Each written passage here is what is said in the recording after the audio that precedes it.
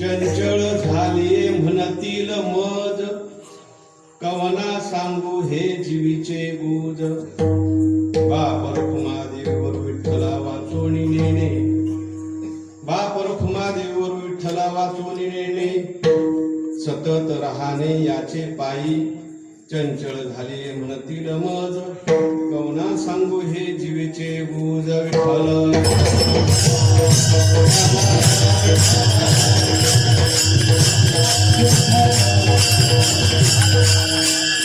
सदा परिभवग्नमविष्टदोहं, तीर्थास्पदं शिवविरिञ्चिनुतं शरण्यं.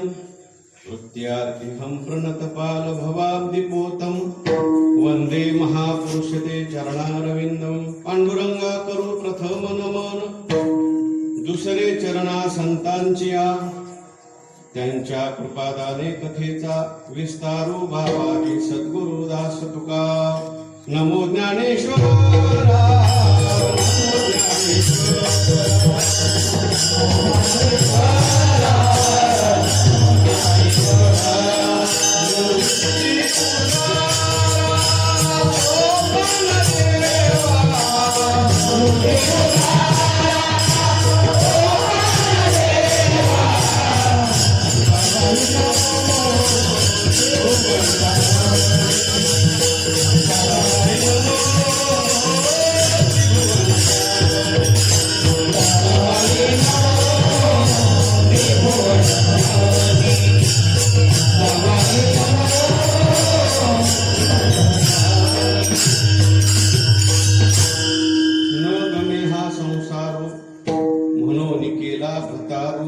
अनाचारू म्हणती मज, चंचळ झाली म्हणतील मज, कवना सांगू हे जीवीचे गुज. संत श्रेष्ठ कैवल्य साम्राज्य चक्रवर्ती विश्व माऊली यांचा हा 3 चरणाचा अभंग असून मधुर भावातून विराणीचं रूपक करून संत श्रेष्ठ ज्ञानराज माऊली आपला अनुभव प्रगट करतात. विठ्ठल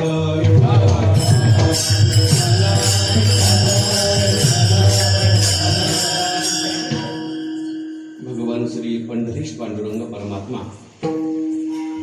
कैवल्य साम्राज्य चक्रवर्ती विश्व माऊली संत श्रेष्ठ ज्ञानेश्वर महाराज, जगद्गुरु श्री तुकोबाराय आणि सर्व संत मान्ययाळी, सर्व संतांच्या असीम अपार आणि अपूर्व अशा कृपानुग्रहामुळे पुण्यसलीला चंद्रभागा मातेच्या पावन तीरावर भूवैकुंठ म्हणून ज्याचा उल्लेख संतांनी केलेला आहे अशा पंढरी श्री पंढरी धामामध्ये भगवान पांडुरंग परमात्म्याच्या आवडीच्या कार्तिकीच्या सोहळ्याकरता आपण सर्वजण उपस्थित आहोत. आणि असलेली आजची सेवा परमपूज्य गुरुवर्य बाबांच्या आज्ञेने तशी उद्याची माझ्याकडे आलेली होती. मी आज विनंती केली आणि सेवा आज सांगितलं. बाबांनी केशव महाराजांनी त्याला अनुमोदन दिलं. मी सेवेकरता उपस्थित आहे. विठ्ठल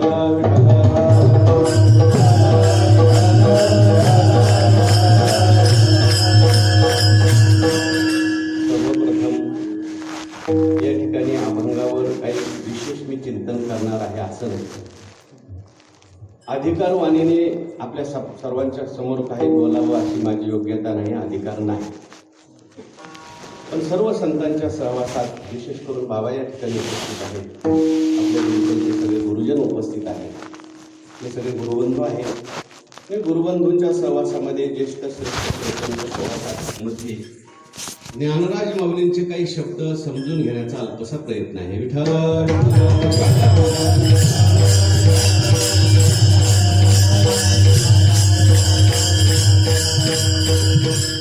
काही ठिकाणं अशी असतात की जिथे आपल्या डोक्यात ज्या गोष्टी नसतात, चिंतन नसतं, ते पण आठवतं. कारण त्या ठिकाणी असलेले श्रोते असे असतात, वातावरण असं असतं, क्षेत्राचा महिमा तो असतो.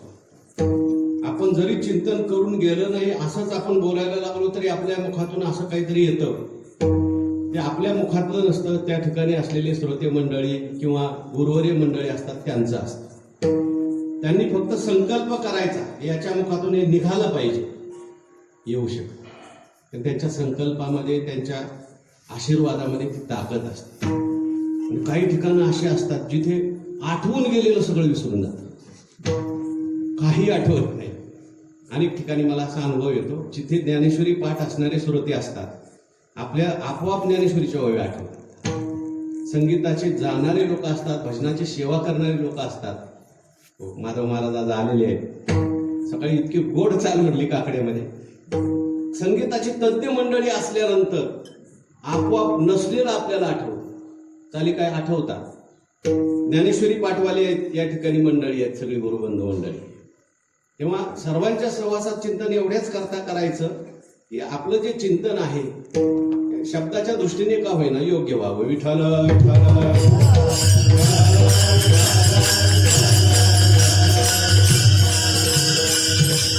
सगळी सभा जी आहे समस्त साधू संतांची आहे. आपण सर्वजण, आपण म्हणण्यापेक्षा आपण म्हणजे आपण सर्वजण, मी सोडून पायी दिंडीला आलेला आहात. आणि ही वारी म्हणजे काय सोपी वारी नाही. जशी आपण नेहमी आषाढीची करतो त्या वारीमध्ये जास्तीत जास्त आपण 17, 18, 20 किलोमीटर चालतो. रोज 35 किलोमीटर चालणं अवघड आहे. पण आपण चाललो सगळे, आणि आपल्याला पांडुरंगाने चालवत चालवता आलं. दोन्ही घ्या. बाबा स्वतः चालले. मी 2 दिवस चाललो तर पाय दुखायला लागले माझे. बाबांच्या सहवासात आपण सर्वजण आहोत. बाबा आपल्याकडून आग्रहाने परमार्थ करून घेत आहेत. कदाचित बाबांचा फोन आला नसता तर तेवढंही माझ्याकडून घडलं नसतं. विठ्ठल विठ्ठल.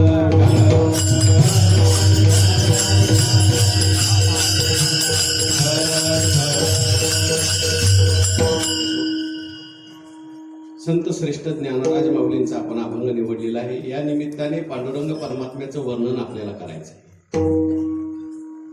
सुरुवातीलाच मी बोलून गेलो की हा जो अभंग आहे हा मधुर भावातला अभंग आहे. आणि मधुर भावामध्ये सुद्धा पराकोटीची अवस्था, विराणीची अवस्था, त्यातला हा अभंग आहे. पहिली गोष्ट तर मधुर भाव संतांच्या अतिशय आवडीचा. भक्तीची पराकाष्ठा सांगायची असेल त्यावेळेस सगळे संत मधुर भावाचा आश्रय करतात.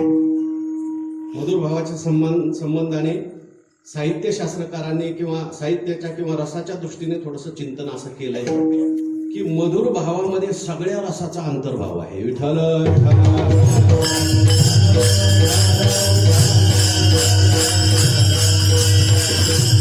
स्वामी अखंडानंद सरस्वती त्यांनी रसाचं चिंतन करताना असं सांगितलंय, रसाच्या दृष्टीने चिंतन आहे. ते म्हटले शांत रस आहे, त्याच्यानंतर दास्य रस आहे, सख्य रस आहे, वात्सल्य रस आहे आणि मधुर रस आहे. म्हणजे भक्त जे असतात ते या सगळ्या रसातून भगवंताची भक्ती करू शकतात.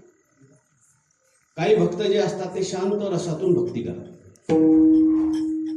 शांत रसामध्ये फक्त भगवंताचं दर्शन, ध्यान आणि चिंतन आहे. काही भक्त जे असतात दास्य रसातून भगवंताचं चिंतन करतात. उदाहरणार्थ हनुमंतरायाने भगवंताची भक्ती केली कोणत्या भावातून केली? दास्य रसातून. दास्य दास्य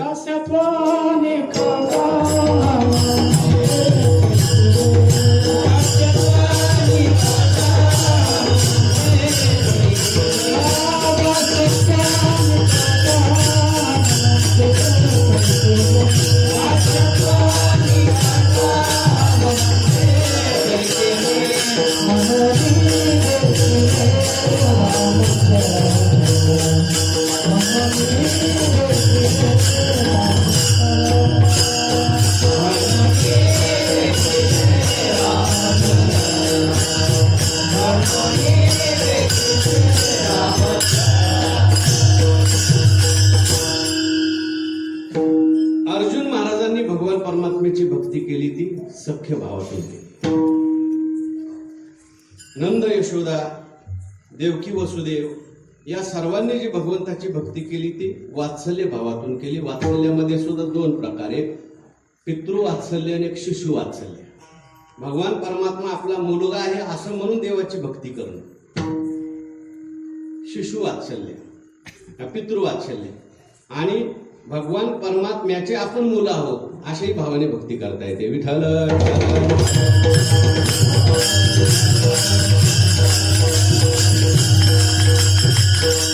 या रसाचं चिंतन करताना त्यांनी असं सांगितलं की शांत रस जो आहे त्या शांत रसात फक्त शांत रसाचाच आनंद घेता येतो, दुसऱ्या रसाचा आनंद घेता येतो. ध्यान करायचं, चिंतन करायचं, दर्शन करायचं, त्याच्यात शांत रस आहे. पण पुढचा जो दास्य रस आहे त्या दास्य रसामध्ये आपल्याला शांत रसाचाही आनंद घेता येतो आणि दास्य रसाचा आनंद घेता येतो. म्हणजे एखाद्याची सेवा करायची असेल, ज्याची आपण सेवा करतो, म्हणजे परमात्म्याची सेवा करत असताना परमात्म्याचं दर्शनही आहे आणि परमात्म्याची सेवा म्हणजे दासही आपण करतो. सख्य रसाचा आनंद घेताना पहिल्या दोन्ही रसाचा आनंद घेता येतो. दर्शनही आहे, सेवाही करता येते आणि सख्य रस हा पुन्हा स्वतंत्र. वात्सल्य रसामध्ये पहिले सगळे रस येतात, दर्शनही असतं. वात्सल्य रस म्हणजे समजा आई वडील आहे, आई वडील आहेत, त्यांना मुलाचं दर्शनही आहे, ते मुलाची प्रसंग विशेषी सेवाही करू शकतात, मुलाबरोबर मैत्रीनेही वागू शकतात आणि वात्सल्य रस पुन्हा स्वतंत्र. विठ्ठल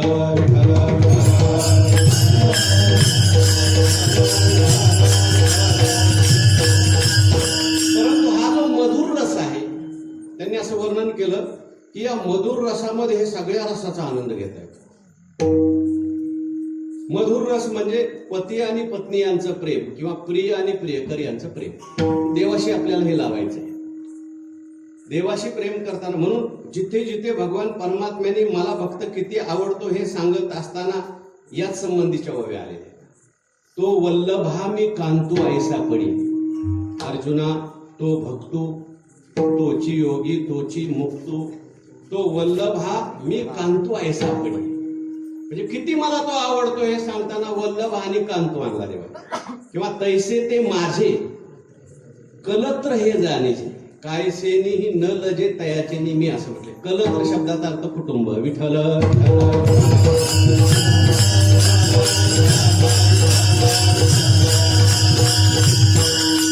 पत्नी त्या ठिकाणी पतीची सेवा करत असताना दर्शन त्याचं होतं, शांत रस आला.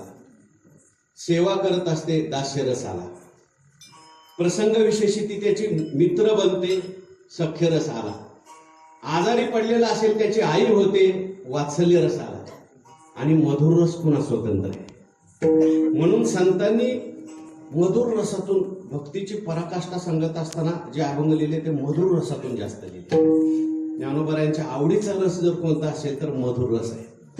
सुखाचा सुखनिधी सुख सागर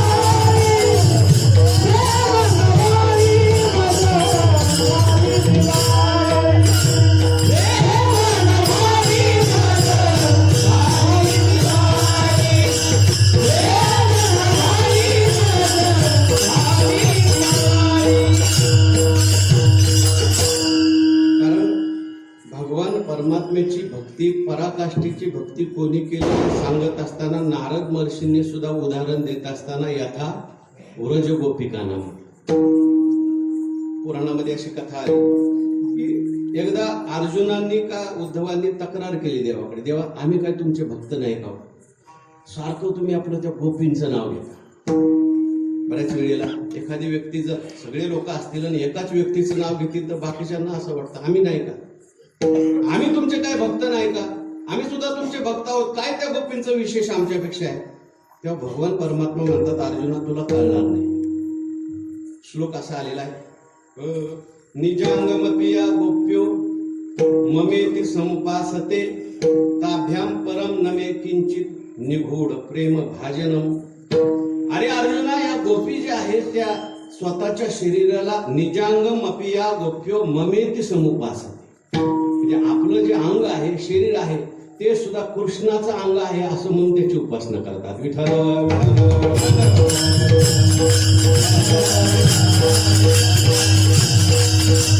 म्हणजे आंघोळ करत असताना त्यांची भावना आहे, माझं शरीर आहे म्हणून नाही, कृष्णाचं शरीर आहे, देवाचं शरीर आहे, देवाने आपल्याला दिलेलं शरीर आहे किंवा देवाचं शरीर आहे म्हणून आंघोळ करायची. आंघोळ करताना परमात्म्याचं चिंतन होत होतं म्हणून त्यांची आंघोळ पूजेत जमावायची. भोजन करत असताना ही भावना असायची की आपण चांगलं भोजन केलं पाहिजे, हे शरीर चांगलं राहिलं पाहिजे, कारण हे भगवंताचं शरीर आहे, भगवंताचं भजन करायचं आहे म्हणून त्यांचं भोजन सुद्धा भक्तीत जमा.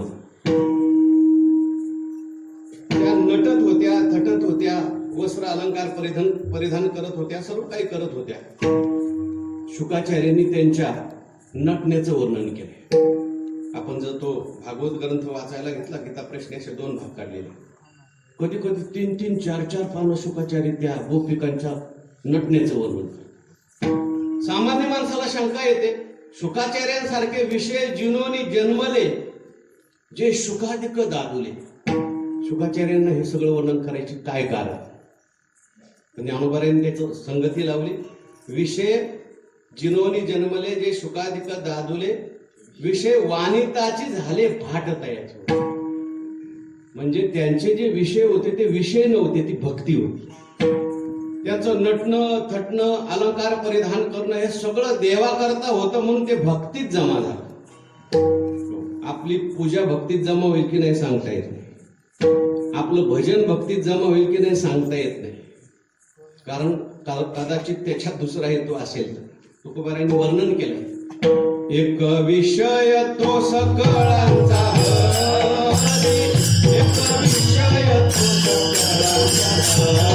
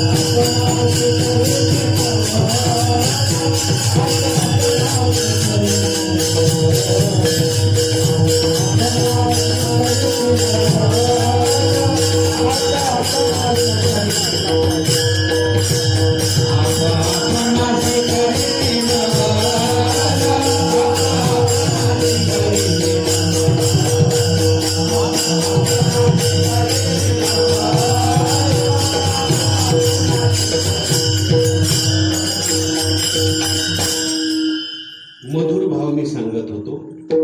ज्ञानोबारायांनी मधुर भावातून अभंग लिहिला आणि मधुर भावामध्ये सुद्धा आणखीन काही प्रकार आहेत.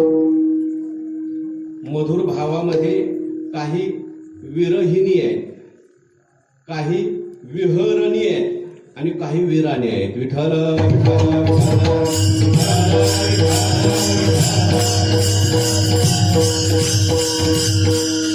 विरहिणी वेगळी, जिला परमात्म्याचा विरह झालेला आहे. विरहामध्ये जे शब्द बाहेर पडलेले आहेत ते विरहिणी. विरहिणी 2 प्रकार आहेत, भूत विरह आणि भावी विरह. म्हणजे अजून परमात्मा भेटलाच नाही, परमात्मा भेटायच्या अगोदरचा विरह जो आहे त्याचे काही अभंग आहेत. काही अभंग परमात्मा भेटला आहे आणि भेटल्यानंतर पुन्हा परमात्म्याचा वियोग झालेला आहे, त्यावेळेस झालेला विरह आहे, त्याचे काय अभंग आहे. काही विहरिणी आहेत. विहरिणी म्हणजे आता परमात्म्याचा संयोग झालेला आहे आणि परमात्म्याच्या संयोगामध्ये जो आनंद आहे तो प्रगट झालेला, त्याच्या काही गवळणी आहे. आणि विराणी जी आहे ते याच्या पुढची आहे. त्या भक्तिशास्त्रामध्ये किंवा रसशास्त्रामध्ये नायिकांचं वर्णन आहे. देवाच्या काही स्वकीय नायिका आहेत आणि काही परकीय नायिका आहेत. परकीय नायिका जे आहेत त्यांना विराण्या असं म्हटले. विराणी म्हणजे वीरस, म्हणजे भगवंतावर त्यांचं प्रेम आहे. त्यांचा विवाह भगवान परमात्म्याशी झालेला नाही तरी त्या भगवान परमात्म्यावर प्रेम करतात. स्वकीय नायिकामध्ये रुक्मिणी माता येतात आणि परकीय नायिकामध्ये भक्तिमती राधाजी येतात. विठ्ठल विठ्ठल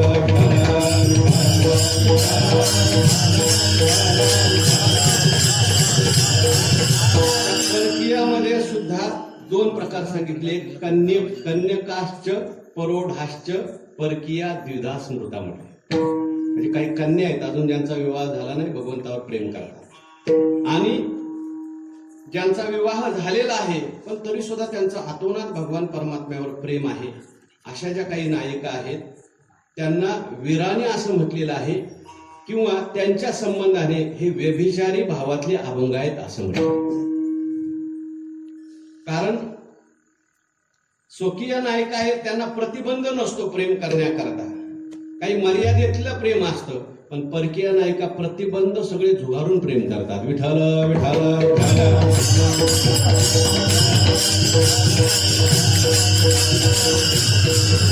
तुकोबारांनी त्याचं वर्णन केलंय. परपुरुषाचे सुख भोगे तरी, परपुरुषाचे सुख भोगे तरी,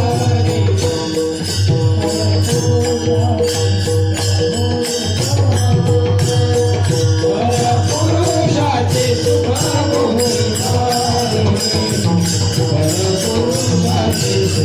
भोगी तरी,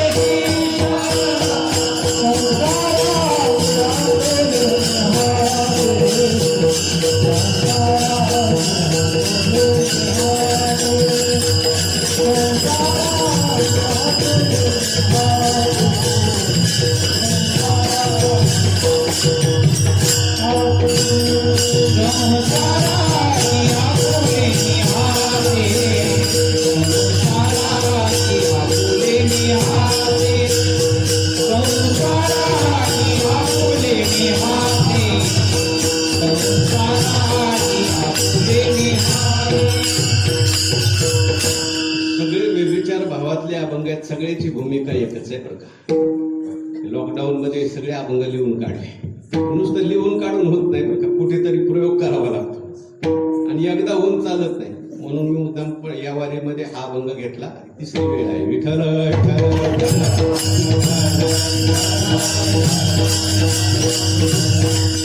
जोग महाराज तर असं म्हणायचे की कमीत कमी 50-100 वेळा तुम्ही त्या अभंगावर चिंतन केलं पाहिजे, तेव्हा कुठे शब्दार्थ कळेल. तर अनुभवाचा गोष्ट आणखी वेगळी आहे. तेव्हा आपण सांगत होतो व्यभिचार भावातले अभंग. तसं पाहायला गेलं तर धर्मशास्त्राच्या दृष्टीने व्यभिचार हा निंदनीय आहे. व्यवहारामध्ये हा व्यभिचार हा शब्द जो आहे तो खूप निंदनीय आहे. जो कोणी मनाने कायेने वाचेने व्यभिचार करेल त्याला पाप लागतं. देवाला व्यभिचारी मनुष्य आवडत नाही, पण संतांनी मात्र व्यभिचारी भावातले अभंग लिहिले. विठ्ठल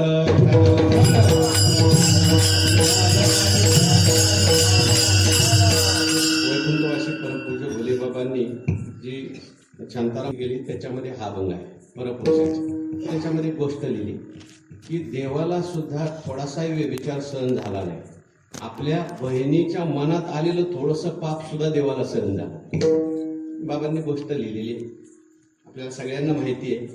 ते महाभारतामध्ये आलेलं जांभूळ आख्यान आहे. जांभूळ आख्यान म्हणजे एकदा द्रौपदीच्या मनामध्ये सहज आलं कर्णांच्या विषयी. देवा द्रौपदीला असं वाटलं आपल्या मनात आलं, पण कोणाला कळलं नाही. कोणाला जरी कळलं नाही तर देवाला कळलं बरं. कोणाच्या मनात काय चाललंय ते देवाला कळलं. आपल्याला कळत नाही म्हणून चांगलंय. आपण शेजारी माणसाला बसू देतो, उभं राहू देतो. बऱ्याच वेळेला माणसं शेजारी शेजारी उभी राहिलेली असतात, पण मनात काय विचार असतात सांगता येत नाही. विठ्ठल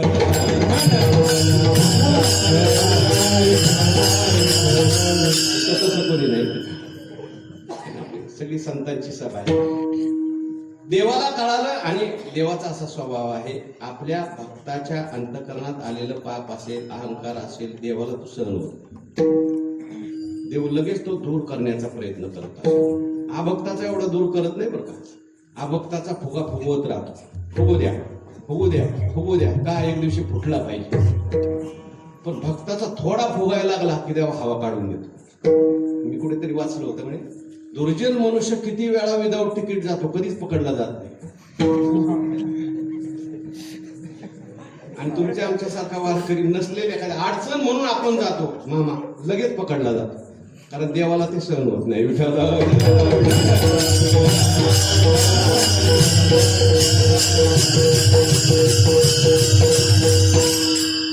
भगवान परमात्म्याने सगळ्या पांडवांना नेलं एका जंगलामध्ये. भूक लागलेली होती. भीमाला सांगितलं, भीमा खूप भूक लागलेली, काहीतरी व्यवस्था केली पाहिजे. भीम म्हटलं करतो. एका झाडाजवळ गेला. ते जांभुळाचं झाड होतं. ऋषी ध्यान करायला बसले होते. भीमाने काय मागचा पुढचा विचार केला नाही. त्या झाडाला एकच असं मोठं कलिंगडासारखं जांभूळ. कारण भीम म्हटल्यानंतर वरी भीमसेनू थोडासा आणलं तोडून, खा देवा, आता सगळ्यांना होणार आहे. भगवंताने त्या भीमाला असं विचारलं की बाबा तू आणलं खरं, परंतु कोणाला विचारलं का? कुठून आणलं, कसं आणलं, का आणलं? खात असताना हा सगळा विचार केला पाहिजे बरं का. कारण जैसे खाय अन्न तैसे होय मन. कोणाचं चोरून हा आहार शुद्ध हो सत्वशुद्धी, सत्वशुद्ध हो दुर्वा स्मृती. हा म्हणून आहार फार महत्वाचा आहे. बहुतेक जे आता त्याच्याकडे आपल्याकडून लक्ष दिलं जात नाही. आज चैतन्य महाराजांच्या जवळ बसलो होतो 2-3 तास. महाराज म्हटले सगळं काही बरोबर आहे, हिसाब तो बराबर आहे, लेकिन छोकरा डुबताय. विठ्ठल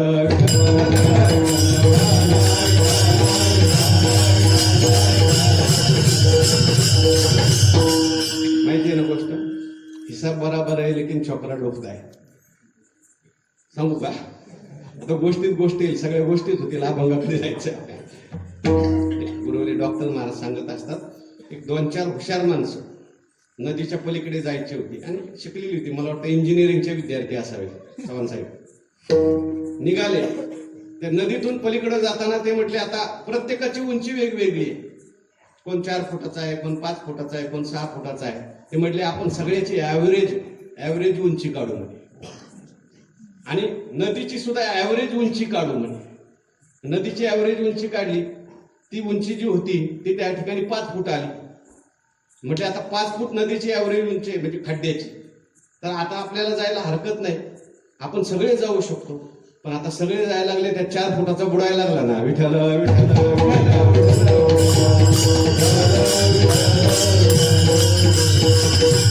तसं कीर्तन ऐकणं चालू आहे, प्रवचन ऐकणं चालू आहे, सगळंच चालू आहे, लेकिन छोकरा डुबताय. म्हणजे प्रसंग आल्यानंतर काहीच उपयोगाला आहे. भीमाला भगवान परमात्म्याने सांगितलं, अरे बाबा कोणाचं आणलं, कुठून आणलं? भीमाने सांगितलं अशा अशा ठिकाणी एक ऋषी बसले होते, तिथे न विचारता आणलं. म्हटले तसं चालत नाही, ते झाडाला परत जांभूळ लावून या. आता तुटलेलं कसं काय लावायचं? नाही नाही, तुम्ही प्रत्येकाने पुण्याचा संकल्प करा, तुमच्या पुण्याने ते चिकटेल. प्रत्येक पांडवाने एक आपला संकल्प सोडल्याबरोबर ते 1-1 फूटवर जायचं. 5 फूटवर गेलं 5 पांडवांच्या संकल्पाने. शेवटी द्रौपदीला सांगितलं, आता द्रौपदी 1च फूट राहिले, तू संकल्प कर.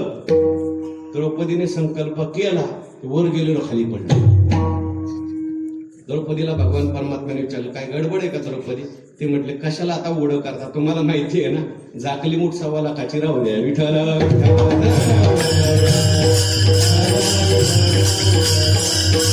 कशा करता सांगितलं? धर्मशास्त्राच्या दृष्टीने व्यभिचार फार निंदनीय आहे.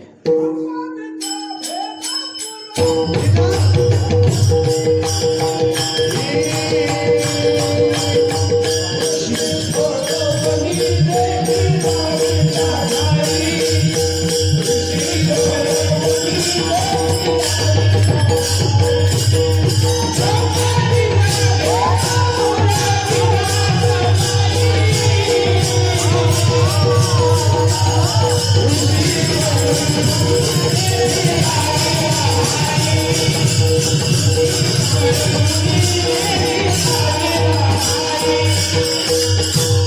कधीच ऐकलं नाही प्रमाणे. मग जुन्या लोकांच्या सहवासात, महापुरुषांच्या सहवासात याच्या करताच राहायचं. परवा बोधेबाबांच्या तिथे बाबांचं कीर्तन होतं, पुरेकर बाबांचं. असं एक प्रमाण म्हटलं बाबांनी, मी कधीच ऐकलं नाही. खोलीत जाऊन विचारलं, काय बोधने उच्चिष्ट खादने राखणे बोधने कालाही करणे गोपालाशी. बाबांनी अमृतभाव खूप मानायचे प्रमाण. ते मी म्हटलं आता कुठं सापडायचं, म्हणले मला सुरुवात आठवत नाही. ते ग्रंथ संपदामध्ये टाकलं, आलं बर का विठाल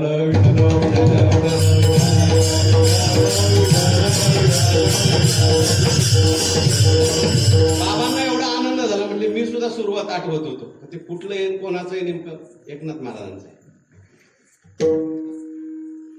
कशा करता मी सांगतोय, आजचा जो अभंग आहे तो व्यभिचार भावातला अभंग.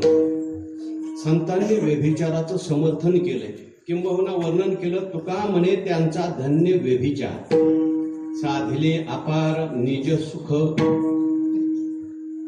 त्याच्यानंतर काय, गवळणी करीती देवासी व्यभिचार, सांडोनी आचार भ्रष्ट होती, तया दिले ते कवनाशी नाही, अवघा तोची झाला अंतर्भाय.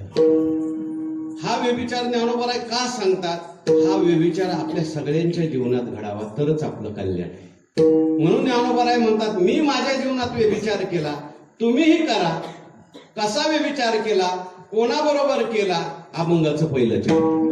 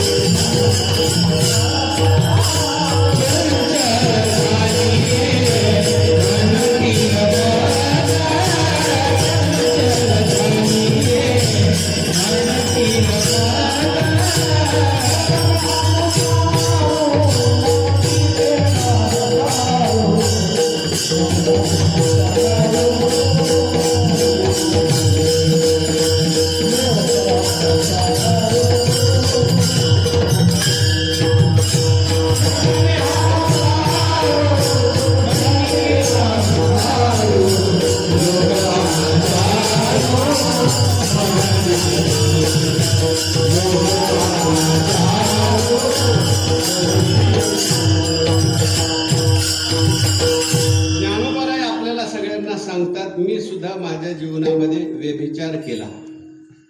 काय व्यभिचार केला? पहिला जो पती होता त्याचा परित्याग केला आणि दुसरा जो पती आहे त्याचा स्वीकार केला. पहिला पती कोण आहे? तो पहिल्यांदाच का केला? बर केला तर केला, मग का सोडला? मग आता दुसरा पती केला तो कोण आहे? तो का केला? आणि आता त्याच्याबरोबर किती दिवस राहणार? विठ्ठल.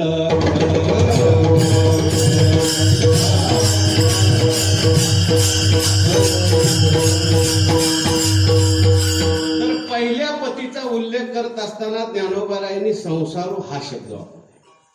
म्हणजे माझा पहिला जो पती आहे तो संसारू, संसार नावाचा पहिला पती केला. आता हे संसार म्हणजे नेमकं तरी काय आहे, कशाला संसार म्हणायचं, तर संसाराच्या काही व्याख्या सांगितल्या. संसार शब्दाचा अर्थ आपण तुम्ही आम्ही समजतो तेवढाच मर्यादित नाही. घरदार, बायका, मुलं, गुरंढोरं, आपण काय म्हणतात, लोक म्हणतात संसार. एखाद्याची पत्नी मरण पावली तर लोक म्हणतात त्याचा संसार बसला.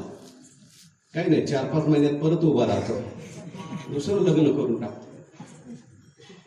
आमच्याकडे लोक आळंदीला येतात, म्हणतात महाराज तुमचं बरं आहे, तुम्हाला संसार नाही. आम्हाला माहिती आहे आतमध्ये किती मोठा संसार आहे. संसार शब्दाचा अर्थ काय, शास्त्राच्या दृष्टीने जर पाहिलं तर आपण फार मोठे संसारिक आहोत.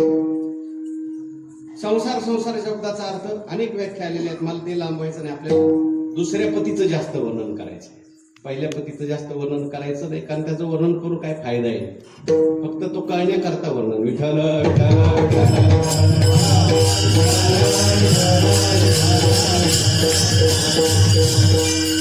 पहिला जो पती आहे त्याचं रूपही चांगलं नाही आणि गुणही चांगले नाही. संसार नावाचा पती जो आहे, जन्म मरणाला संसार म्हटलंय, देहाला संसार म्हटलंय. देहादिक संसारे मांडिले से गुंफिरे, पुढं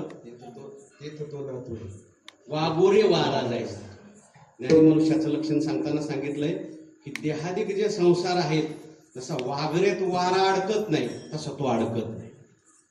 नातोडे वाघोरे वारा जायचा. देहाला संसार म्हटलेला आहे. अहंकाराला सुद्धा संसार म्हटले, कारण संसाराची सुरुवात सांगतानाच ज्ञानोबारायांनी असंच रूपक केलेलं आहे बरं का, लग्नाचं रूपक केलंय. लग्न सांगण्यापेक्षा ज्ञानोबाराय म्हणतात, आता थोडी ऐशी गोठी सांगिजेल परियेशी जे अहंकार तनुशी वालभ. लग्न झालं नाही, प्रेम विवाह झाला, वालभ पडला. मग पुढं काय झालं, मग इच्छा हे कुमारी झाली, ते कामाच्या तारुण्य आली, तेथ द्वेषेशी मांडिली वराढिक, तया दोहास्तव जन्मला, तो द्वंद्व मोह जागला, तो आजियाने वाढीला अहंकार. आणि मग तो कसा कसा काय काय करतो, संसार वाढवतो ते सांगितलंय. विठ्ठल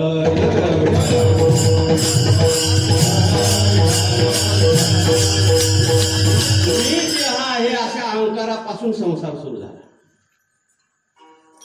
अहंकाराला अनेक ठिकाणी पती म्हटले. खसम अहंकार दादूला म्हटले. काय सुरुवात आहे, आप उसको कलना नवे तो भला, खसम अहंकार दादू. हा अहंकार नावाचा पती आहे, फार विचित्र आहे. आणि तो अहंकार नावाचा पती, अहंकारामुळे सगळा संसार सुरू झाला. ज्ञानोबारांनी त्या अहंकाराचं इतकं वर्णन केलंय, बहुता एका अवांतरू अहंकाराचा भूत संचारो झाला, म्हणून विसरू आत्मबोधाचा. विठ्ठल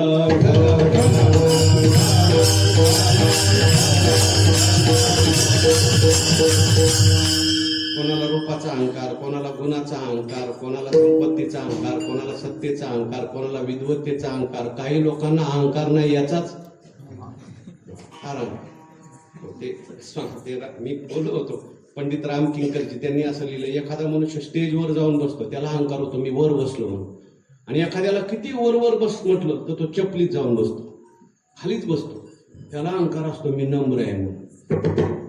याचा अहंकार गर्वतेचा, याचा अहंकार नम्रतेचा, दोघांचा अहंकार सारखाच आहे. ते रामकिंकरजी म्हणतात, उलट तो वरचा बरा आहे पण खालचा कळून येत नाही. विठ्ठल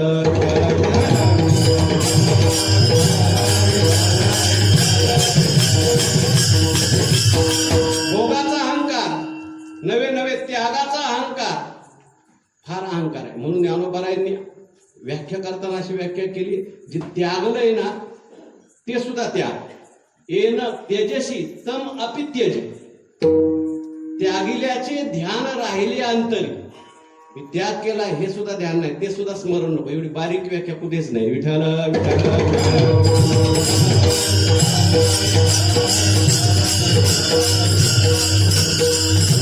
संसाराचं रूपही चांगलं नाही आणि संसाराचं गुणही चांगलं नाही. पहिला हा जो पती हा का केला, कशामुळे केला, कळत नव्हतं म्हणून केला.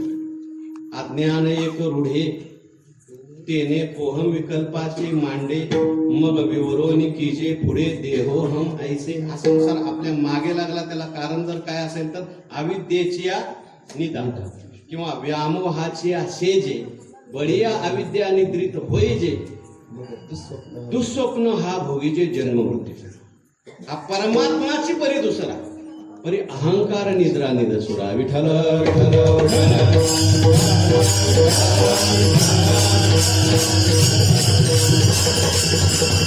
आम्हाला कळत नव्हतं पण नंतर संत संगतीत गेल्यावर कळायला लागलं याचं काय स्वरूप आहे. याला खरोखर रूपही नाही. न रूपमस्येह तथोपलप्यते नांतो न चादीर न च संप्रतिष्ठा. ज्ञानोबा म्हणतात वांजेची आले का कैची जन्मपत्रिका किंवा मृग जळाची तळी ते दिठी दुरुणीची निहाळी वाचोनी ती मूळ अज्ञानाची तवलटके तयाचे कार्य हे ठिके तुके. हे सगळं अज्ञानाचं कार्य आहे. याला कसल्याही प्रकारे दिसण्यापुरताच आहे असायला नाही म्हणून याला रूपही नाही. बरं गुणाचा विचार केला तर या संसारातले गुण चांगले आहेत का. हो ज्ञानोबारायांनी वर्णन केलं अनित्यम असुखम लोकम. तिथले वय बघून घ्या. या लागी शतजर्जर नावे रिगोनी केवी निश्चिंत व्हावे कैसेने उघडी असावे शस्त्र वर्ष. सगळं वर्णन ज्ञानोबारायांनी केलं. संसार दुःख मूळ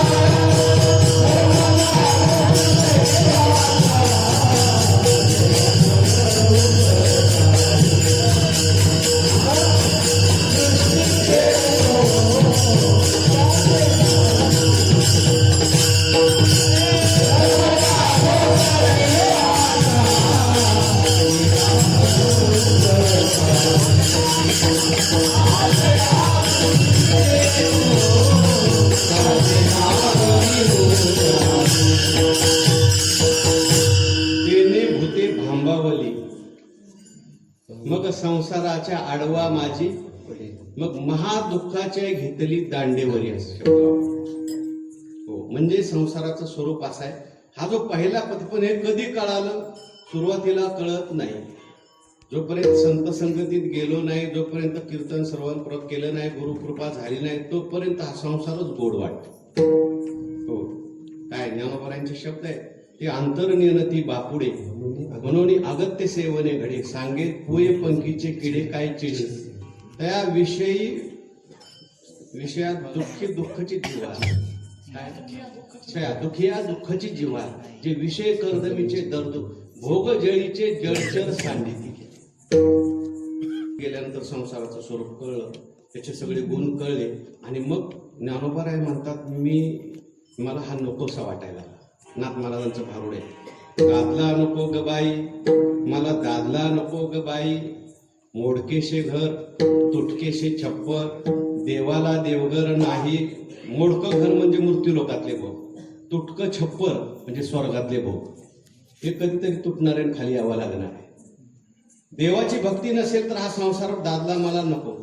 काय फाटकेची लुगडे तुटकी चोळी शिवायला द्वारा नाही. फाटकं लुगडं म्हणजे हे स्थूल शरीर तुटकी चोळी म्हणजे सूक्ष्म शरीर. हे कधी एकत्र राहत नाही. प्रयत्न केला तरी स्थूल शरीराला सोडून सूक्ष्म शरीर जातच. जोंधळ्याची भाकर आंबाड्याची भाजी वर तेलाची धार नाही. जोंधळ्याची भाकर म्हणजे सुख आंबाड्याची भाजी म्हणजे दुःख. संसारात दोन्ही असतं. मिश्र कर्माचं फळ आहे आणि म्हणून दोन्ही असतं. पण भक्तिरूपी तेल असेल तर सुखदुःखामध्ये मनुष्य समान राहू शकतो. तेलाची धार नाही म्हणून संसार नको. विठ्ठल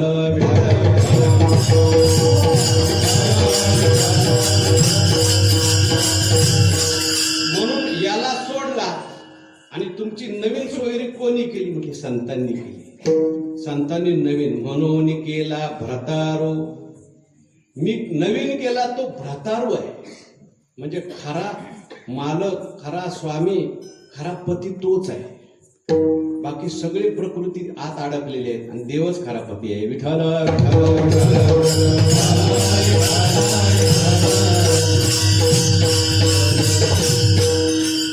मी गोसावी समजता त्रैलोक्याचा सुरुवात. मी विश्वश्रेयचा भारता. तो विश्वश्रेयचा भारता. मीचिगा पण सुद्धा मी गोसावी समजता त्रैलोक्याशी. भगवान परमात्माच हा खरा पती आहे. कारण भगवान परमात्मा हा सगळ्याचा आपल्या सगळ्यांचा आत्मा आहे. म्हणून भ्रतारो शब्दाला फक्त भगवानच शोभतो, दुसरं कोणी शोभत नाही. म्हणून हा भ्रतारो मी केला. हा कुठला आहे? काय त्याचं रूप आहे? काय त्याचे गुण आहेत? ज्ञानोबराय म्हणतात हा जवळचा नाही, दुरुळ आंबूल आहे. दुरुळ आंबूल केला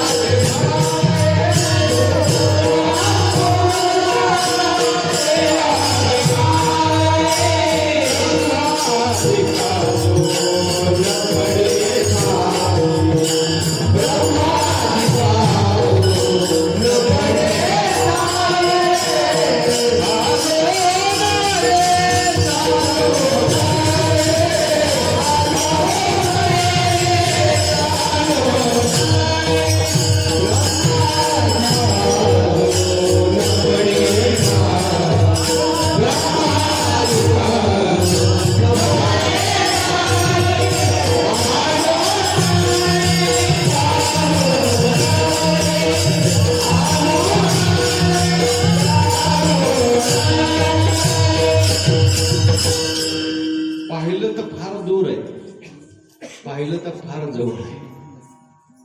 अज्ञान असेल तर फार दूर. ब्रह्मादिका जो न पडे ठाय. आणि ज्ञान झाल्यानंतर तो जवळच आहे. नवे नवे आपलं स्वरूपच आहे. असा आंबुला नावाचं स्वतंत्र प्रकरणच आहे ज्ञानेश्वर महाराजांचं. हे सगळे अभंग त्या आंबुला प्रकरणातले आहे. कसा आहे तो? त्याचं रूप कसं आहे? ज्ञानोबराय म्हणतात काय सांगावं त्याचं रूप? पांडुरंग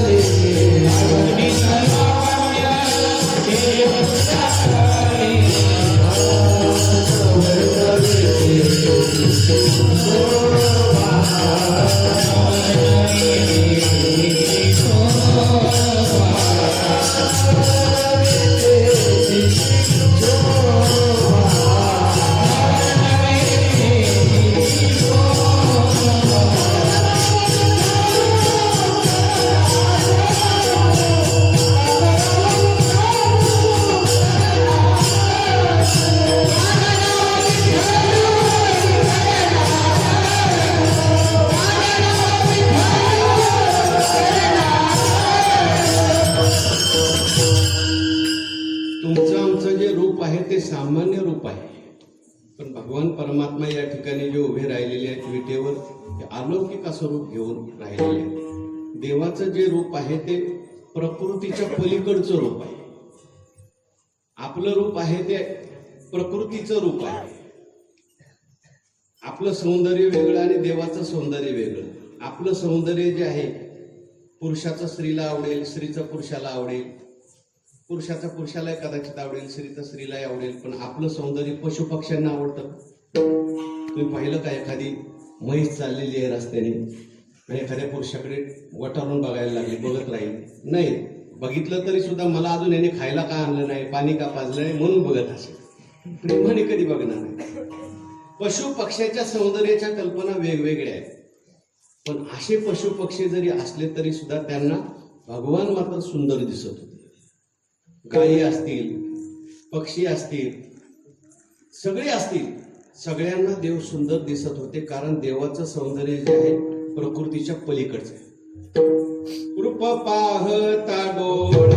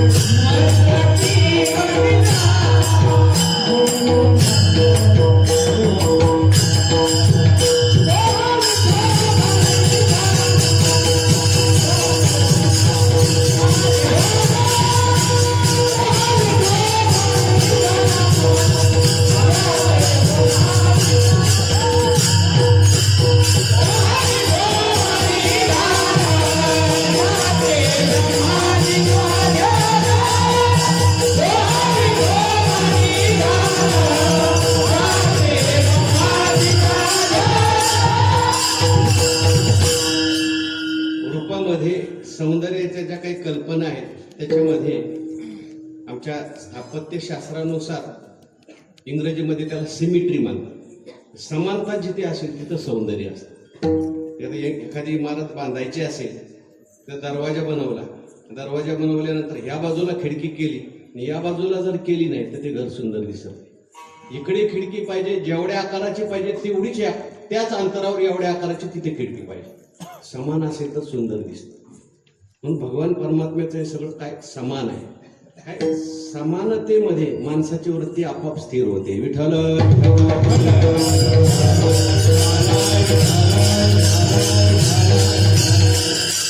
दोन पाण्याच्या टाक्या भरून ठेवल्या काऊन साहेब, आणि मध्ये त्याला पाईपनी जोडलं. दोन्ही टाक्यामध्ये पाण्याचा प्रवाह कधी चालू राहतो आणि समान कधी होतो. एका टाकीत जास्त पाणी असेल आणि दुसऱ्या टाकीत जर कमी पाणी असेल तर प्रवाह चालू, आणि जेव्हा दोन टाक्यात समान पाणी झालं प्रवाह थांबला. तसं विषमता पाहिली की प्रवाह चालू वृत्तीचा, समता पाहिली की स्थिर. विठ्ठल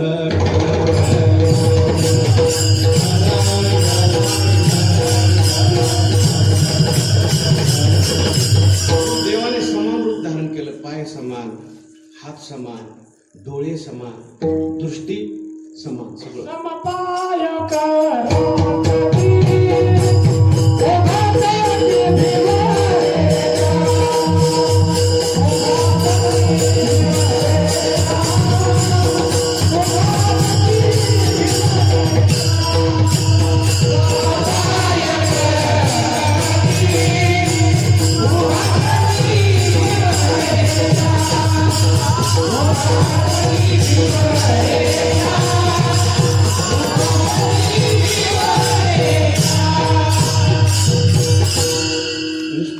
सांगायचं म्हटलं तरी आपलं कीर्तन संपेल, एवढं रूपाचं वर्णन आहे. ज्ञानोबारांच्या निष्ठा रूपाचेच अभंग आहे. कसं कसं भगवंताचं रूप आहे. पण देवाचं केवळ रूपच चांगलं आहे असं नाही बरं का. देवाच्या रूपापेक्षा देवाचे गुण फार चांगले. रूपापेक्षा गुणाला जास्त प्राधान्य आहे. बऱ्याच वेळेला केवळ रूप पाहिलं जातं, गुण पाहिले जात नाहीत, आणि त्याच्यामुळे जन्मभर पश्चाताप करावा लागतो. आजही पहा तुम्ही, एखादी मुलगी बघायला लोक जातात, मुलगा पाहायला जातात, त्याचे चारित्र्य बघतात, गुण पाहतात का रूप पाहतात. परमार्थिक मनवणारी माणसं सुद्धा फरक केवळ रूपाकडे लक्ष देतात. गुणाकडे जर पाहिलं तर भांडणं होणार नाहीत. भगवान परमात्म्याच्या गुणांचं काय वर्णन करावं. भगवान परमात्मा गुणांचा निधी आहे. भगवंताने सगळे गुण त्या ठिकाणी धारण केलेले आहेत. तुकोबाराय म्हणतात गुणा आला विठेवर, म्हणजे गुणाला घेऊनच आलेला आहे परमात्मा. अनंत गुण आहे. देवाचं एक नाव अनंत पडलं त्याचं कारण देवाकडे अनंत गुण आहे.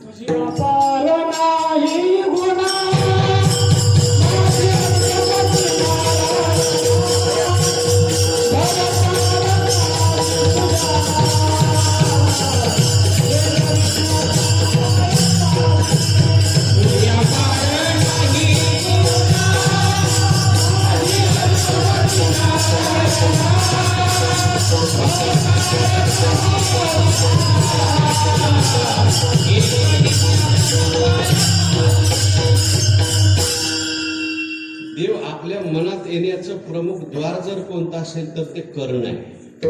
प्रविष्टा कर्णरंध्रेन स्वानाम भाव सरोरुहम धुनोती शमलम कृष्ण सलीलस्य यथा शरद म्हटलं. भगवंताचे गुण आपण ऐकायला लागलो की भगवान ऐकता ऐकता त्या भगवंताच्या गुणाचं वर्णन ऐकता ऐकता भगवान आपल्या मनात येतात आणि मनात असलेली सगळी घाण धुवून काढतात. सलीलस्य यथा शरद. शरद ऋतू आल्यानंतर पाणी स्वच्छ होतं तसं देव आपलं संपूर्ण अंतःकरण स्वच्छ करतात. म्हणून देवाचे गुण आवर्जून ऐकावे. देवाने हे सगळे गुण मुद्दाम धारण केले. सगळ्यांची चित्तवृत्ती माझ्याकडे लागावी, सगळ्यांचा उद्धार व्हावा. खूप गुण आहेत. आता आपण त्याचं वर्णन करू शकत नाही. ज्ञानोबारायांनी घोंगडीचा अभंग लिहिलेला आहे. त्याच्यामध्ये देवाचं स्वरूपही सांगितलेलं आहे आणि त्याच्यामध्ये देवाच्या गुणांना गोंडे असं म्हटलं. कानोबा तुझी घोंगडी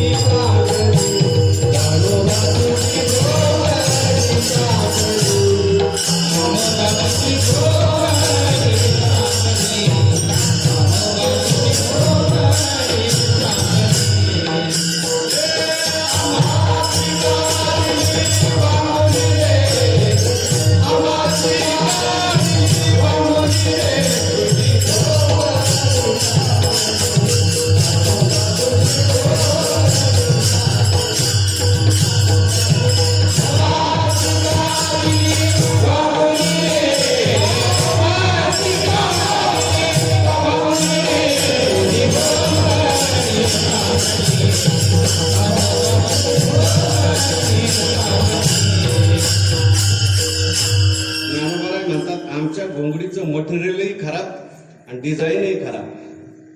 तुमचं मटेरियलही चांगलं आणि डिझाईनही चांगलं. शुद्ध त्या स्वगत सच्चिदानंद मिळोनी शुद्ध सत्वगुणी विनली रे. देवाचा जो वेगळा आहे शुद्ध सत्वात्मक मायेचं कार्य. त्यामुळे देवाला कधीही भ्रम होत नाही. देवाच्या ठिकाणी कधीही अज्ञान नाही. नित्य मुक्त प्रकार. नमाम कर्माने लिंपंती नमे कर्मफले स्पृहा किंवा जन्मकर्मचे मे दिव्यम एवम यो वेत्ती तत्वतः. हे मजची स्तव झाले परी म्या नाही केली. अशा पदात कायम राहतो बाबा. का? शुद्ध सत्वात्मक आहे. षडगुण गोंडे रत्न जडित तुझ श्याम सुंदरा शोभली रे. 6 गोंडे, 6 गुणांचं वर्णन केलं. सगळ्यात पहिला गोंडा जर कोणता असेल तर यश. देवाकडे यश आहे. ज्याला वाटतं ना आपल्याला यश मिळावं. काही लोक म्हणतात काय यशच येत नाही, काय करा, अपयशच. देवाचा आश्रय तिथे नाही असं समजा. देवाचा आश्रय घेतला का यश आलंच. पण केवळ यश असतो तिथे तो भगवान होत नाही. यशाबरोबर श्री लागते. श्री शब्दाचे 2 अर्थ केले. मुख्य अर्थ आहे श्री म्हणजे लक्ष्मी आणि श्री म्हणजे मुखकांती असा अर्थ आहे. विठ्ठल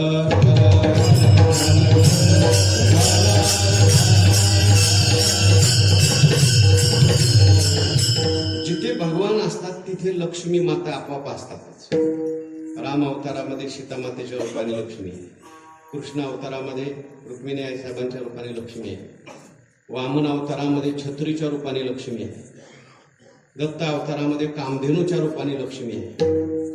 असं म्हणतात. ज्ञानेश्वर महाराजांचा अवतार आहे, भगवान विष्णूचा आहे, म्हणून पिंपळाच्या रूपाने लक्ष्मी माता आहे. भगवान परमात्मा जिथं जातात तिथे लक्ष्मी आपाप जातात. आणि भगवान परमात्मा नसतील आणि एकटं लक्ष्मीला जर आपण बोलवलं तर लक्ष्मी येते. ते अखंडानंदाने असं लिहिलंय की ती एकटी आली तर ती गुबडावर बसून येते. आणि गुबडाला हिंदीत उल्लू म्हणतात. ते उल्लूवर बसून येते. ज्याच्याकडे जाते त्याला लवकरच उल्लू बनवते, परत जाते. अशी लक्ष्मी अतिचंचल आहे लक्ष्मी, पण भगवान परमात्म्याकडे स्थिर राहते. विठ्ठल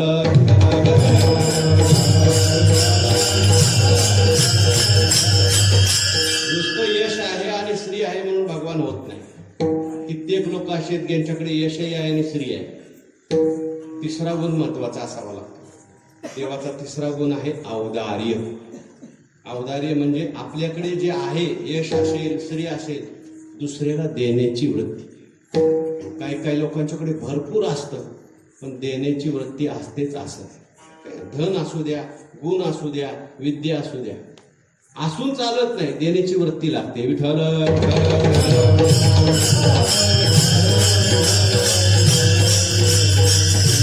देवाच्या अवताराचं काय वर्णन करायचं?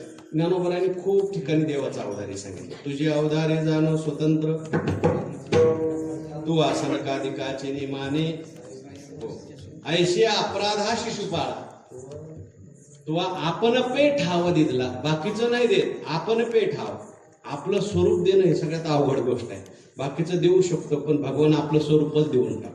म्हणून भगवान परमात्म्याचं औदार्य संतांनी वर्णन केलंय. उदार तू हरे ऐसी कीर्ती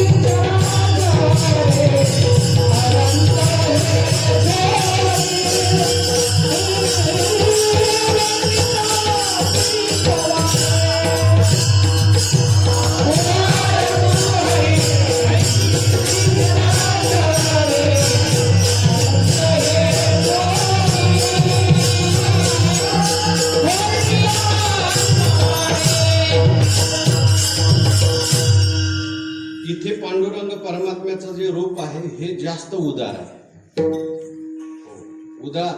इतका उदार आहे की इथं उधार नाही. तुकोबाराय म्हणतात, मरणमुक्ती वाराणसी, पितृऋण गया नाशी, उधार नाही पंढरीशी. कारण पुंडलिक रायांनी भगवान परमात्म्याला बांधून ठेवलेला आहे. आले भगवान परमात्मा गोकुळावरून आल्यानंतर जसं गोकुळामध्ये उभे राहतात तसे उभे राहिले होते. एक पाय सरळ ठेवला आणि एक पाय वाकडा ठेवला, देहुडा चरणी. पुंडलिक राय दर्शनाला गेले, म्हटले देवा ते असे कसे उभे राहिले हो तुम्ही? देवाने सांगितलं, कसा मी असाच गोकुळात उभा राहत होतो, एक पाय सरळ एक पाय वाकडा. असं कसे उभे राहिले? म्हटले सरळ पाय याच्या करताय जे दर्शनाला येतील त्यांना सरळ पाय, आणि वाकडा पाय दर्शनाला आल्यापैकी जे वाकडे असतील त्यांच्याकरता हा वाकडा पाय. पुंडलिक रायाने सांगितलं असं चालणार नाही, तर तुम्हाला उदार राहिलं पाहिजे. दोन्ही पाय सरळ ठेवायचे, समान पाय ठेवायचे. मूड येतील, पापी येतील, जसे येतील तसे येतील. त्या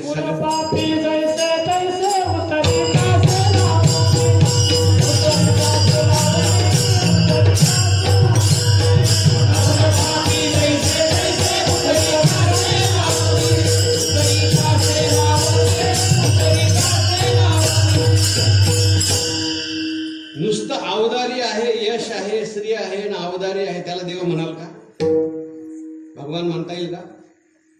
भगवान, भगाने युक्त आहे तो भगवान. बरं का, हे तीन गुण असले म्हणजे देव होतो असं नाही. त्याच्यातला पुढचा महत्वाचा गुण असावा. काही लोक असे आहेत त्यांच्याकडे यश आहे, त्यांच्याकडे श्री सुद्धा आहे, त्यांच्याकडे अवदार्य सुद्धा आहे. खूप उदार असे लोक आहेत जगामध्ये, पण म्हणून ते भगवान होत नाही. कारण सगळ्यात पुढचा महत्वाचा गुण आहे तो म्हणजे ज्ञान. ज्ञान असेल तरच तो भगवान होऊ शकतो. ते ज्ञान टिकण्याकरता वैराग्य असलं पाहिजे. आणि पुढचा महत्वाचा गुण तो भगवान परमात्मा ऐश्वर्यवान आहे. ऐश्वर्यवान म्हणजे हे सगळं भगवान परमात्मा दुसऱ्यांना देऊ शकतात, हे एक अर्थ केलाय. आणि दुसरा असा अर्थ आहे, इंद्र चंद्र महेंद्र यातेची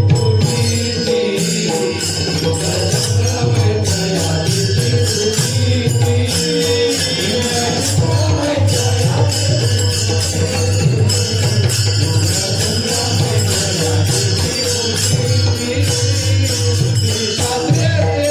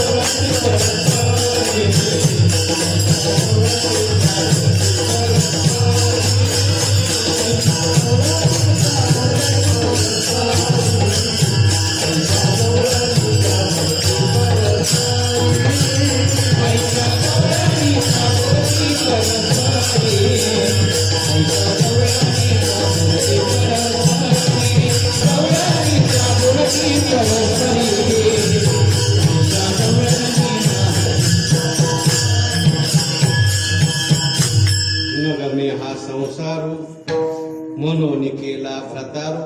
पहिला जो संसार नावाचा पती होता त्याच्यामध्ये माझी कोणतीच कामना पूर्ण होत नव्हती. आधिल्या भ्रतारे काही नाही, कामना वाढत होती. आणि हा असा भेटलेला आहे की याला पाहिलं, याचे गुण ऐकले, याचं दर्शन केलं की सगळ्या कामनाच संपून जातात. काम पुरुष स्नेहम नृणाम. फक्त प्रल्हादजींना भगवान परमात्मा म्हणतात, हे प्रल्हादा तुला काय मागायचंय ते माग. वरम व्रणीश्व अभिमतम काम पुरो स्मेहम नृणाम. अहम नृणाम काम पुरः अस्मि. विठ्ठल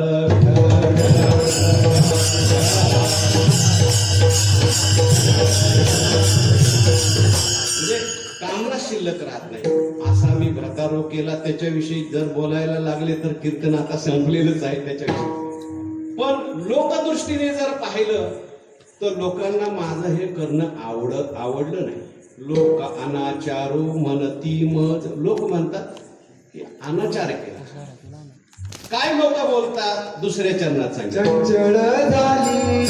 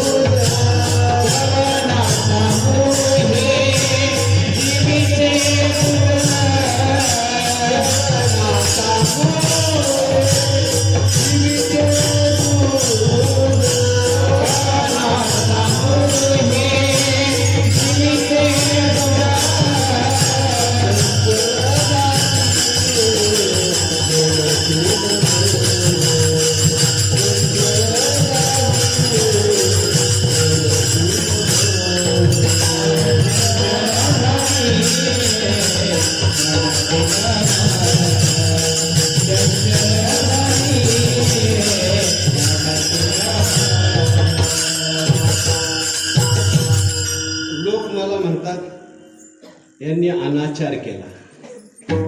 लोक जे असतात ते लोकदृष्टीने पाहत असतात. भक्ताच्या मनाची अवस्था, भक्ताची भूमिका जी आहे ते सर्वसामान्य लोकांना कळेलच असं नाही. वैकुंठवासी परमपूज्य नथुसिंग बाबा म्हणायचे, प्रत्येक जण आपल्या बुद्धीच्या फुटपटीने सगळ्यांना मोजत असतो. आपण संतांना, भक्ताला आपल्या बुद्धीच्या फुटपटीने मोजू नये. लौकिक व्यवहारात कधी कधी त्यांच्याकडून विसंगती सुद्धा होऊ शकते. परमोच्च अवस्था भक्तीची प्राप्त झाल्यानंतर कदाचित व्यवहारात विसंगता दिसू शकते. सतत तो भगवंताचं चिंतन करू शकतो, पण लोकदृष्टीने कधी कधी ते लोकांना आवडत नाही आणि म्हणून लोक अशा भक्तांची कधी कधी निंदाही करतात. अवघी याची जगनिंद झाली धिंद सारी. तुका म्हणे हासे जग. लोक हसतात. एखादा मनुष्य खूप परमार्थ करायला लागला, परमार्थातल्या परत अतिउच्च अवस्थेला गेल्यानंतर बाहेरचे लोक हसतातच हसतात, त्याला घरातले हसतात. विठ्ठल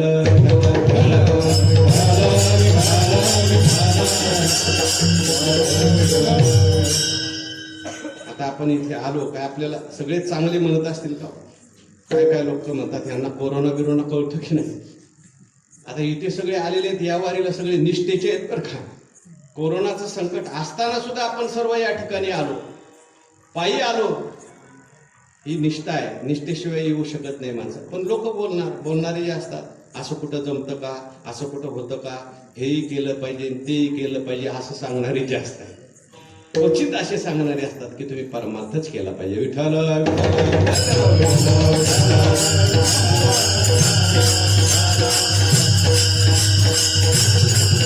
आनंद सुखणी अवश्य सद्गुरुदेव महाराज म्हणायचे, एक जन्म तरी द्या देवा करता कोरा, एक जन्म तरी देवा करता समर्पित करा. तेव्हा पण सामान्य जे लोक असतात त्यांना कळत नाही. ते म्हणतात चंचळ झालीये म्हणतील मज.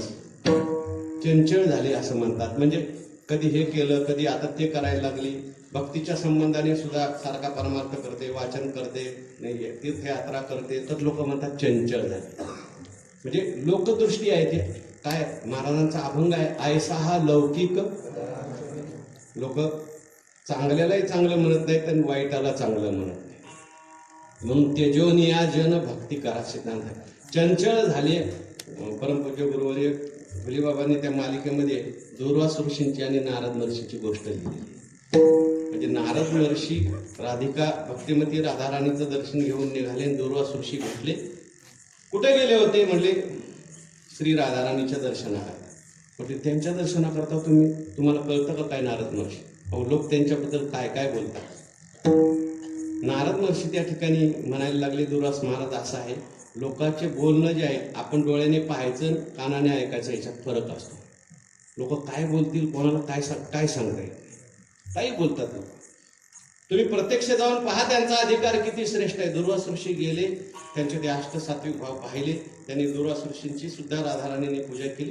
दुर्वास ऋषींनी विचारलं की लोक तुमच्याबद्दल असं बोलतात. तेव्हा श्री राधाराणी होत्या, भक्तिमती राधाराणी. त्यांनी एकच त्या ठिकाणी वाक्य उच्चारलं. तुकोबारायांनी त्याचा अनुवाद केलाय, वाळो जन मज मनोत शिंदळी परी हा वनमाळी न विसर. लोक काय म्हणतात याचं मला देणं घेणं नाही. देवाला काय वाटतंय तिकडे माझं लक्ष आहे. विठ्ठल विठ्ठल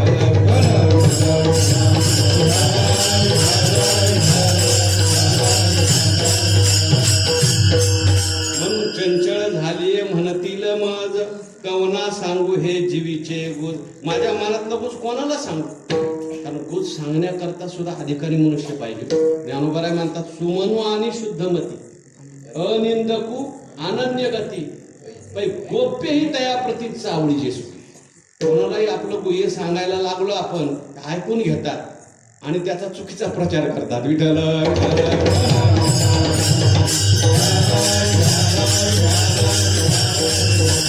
आपल्या भक्तीची अवस्था सुद्धा आपण कोणाला सांगू नये. भक्तांनाच सांगावी, संतांना सांगावे, गुज सांगावे संतांशी. आणि म्हणून अशा प्रकारे माझी अवस्था आहे. माझ्या मनातलं काय गुज आहे शेवटच्या चरणाचा आहे. बापर महादेव विठ्ठला वाचुनी ने, बापर महादेव विठ्ठला वाचुनी ने,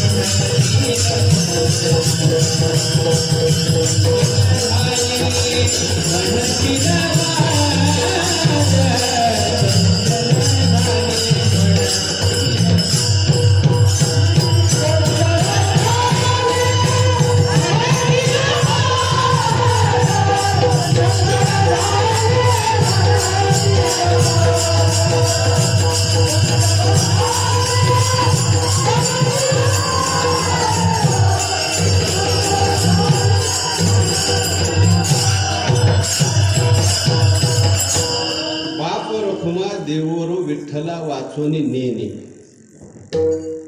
आतापर्यंत माझ्या डोक्यात वेगळाच अर्थ होता, पण इथे आता एक अर्थ स्फुरलाय. योग्य असेल तर सांगा, नसेल तर चुकीचं आहे म्हणून सांगितल्यानंतर तरी चालेल. माझ्या जीवाचं काय कवना सांगू हे जीवीचे गुज, त्याची आपल्याला ह्याच्याबरोबर कडी जोडता येते. बाप रखुमा देऊर विठ्ठला वाचून नेणे म्हणजे परमात्म्याशिवाय माझ्या जीवाचं गुज कोणाला कळत नाही, हा एक अर्थ. मी आतापर्यंत हा अर्थ चिंतन केलेलं होतं की बाप रखुमादेवर विठ्ठला वाचून नेणे म्हणजे मी बाप रखुमादेवर विठ्ठला वाचून दुसरं काही जाणत नाही. विठ्ठल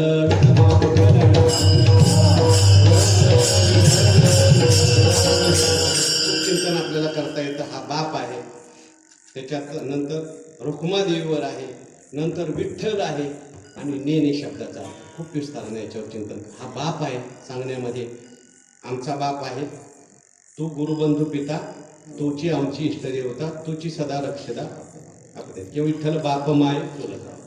बाप शब्दाचा अर्थ या सगळ्या जगाचं कारण आहे. माय जगन्नाथ, बाप जगन्नाथ, सगळ्याचं अधिष्ठान आहे, सगळ्याचं कारण आहे, सर्वत्र तोच व्याप्त आहे.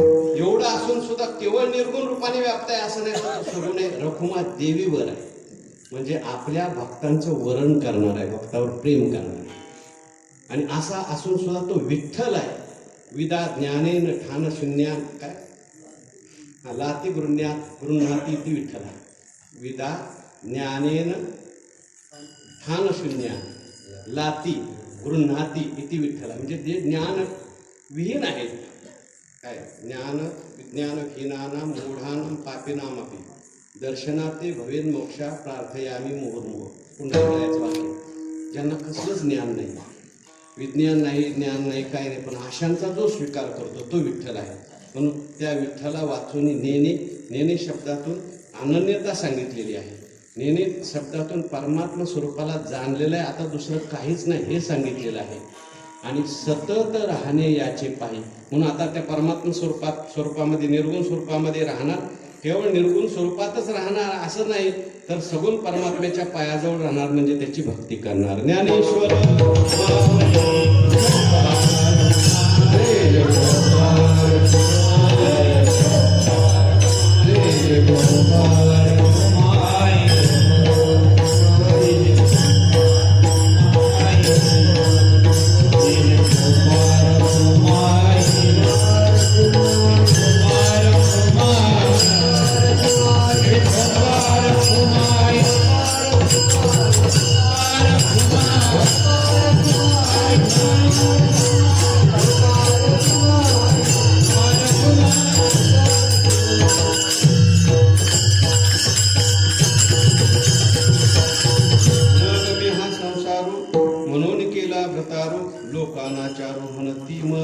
चंचल झाले म्हणतील मज, कवना सांगू हे जीवीचे उज, बाप रखुमादेवर विठ्ठला वाचून नेणे, सतत राहणे याचे पाही. जरी याचा आणि माझा ऐक्य झालेला असलं तरी सुद्धा मग याही वरी पार्था माझ्या भजनेत असतात, तरी तयाते मी माथा मुकुट करे. की भक्ती सुखा लागी आपणची दोही भागी, वाटोनी अंगी सेवके बाणी. याच भूमिकेमध्ये मी माझं जीवन जगणार, त्याची वारी करणार.